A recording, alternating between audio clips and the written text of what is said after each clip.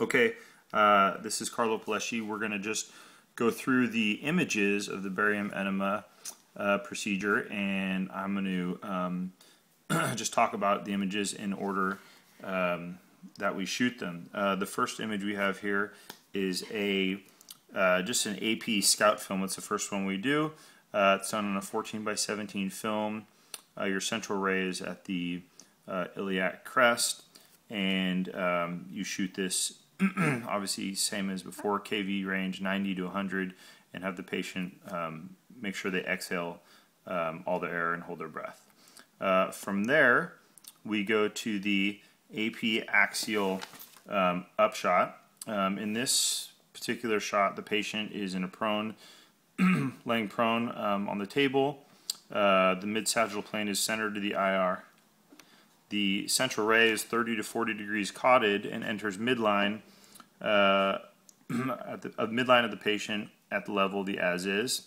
This particular shot demonstrates the sigmoid area and the rectum. From there, we go to the right lateral decubitus, which is, we have an image here. The patient lies on the right side, preferably on an elevated pad. The vertical grid device in contact with the patient's back and centered at the iliac crest. The central ray is horizontal and perpendicular to center of grid at the iliac crest. And the lateral side, what we're demonstrating here is we're looking at the lateral side of the descending colon and the medial side of the ascending colon. Okay, from there, we're going to go to the RPO. This one, the patient is in semi-supine, 35 to 45 degrees from the table. The CR is centered at the level of the iliac crest, 1 to 2 inches lateral to the midline, side up. This looks at the descending colon and the left colic flexure. From there, we have the patient go into an LPO position, which we're going to demonstrate an image right here. This, just like the RPO, they're 35 to 45 degrees from the table.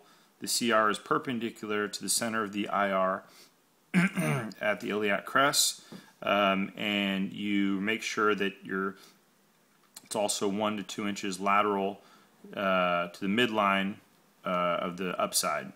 For this image, we're looking at the ascending colon and the right colic flexure, or the hepatic flexure, however you want to call it. From there, we're looking at the left lateral decubitus shot.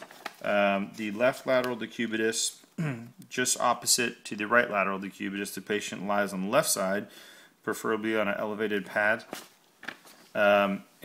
Vertical grid device in contact with the patient's front and centered at the level at the iliac crest. The CR is horizontal and perpendicular to the center of the grid. And the grid is at the level of the iliac crest. From there, we go to, we're going to go to the left lateral. For this one, the rectum is perpendicular to the IR. The patient's in a true lateral position. Mid-coronal plane is centered to IR at the level of the as-is.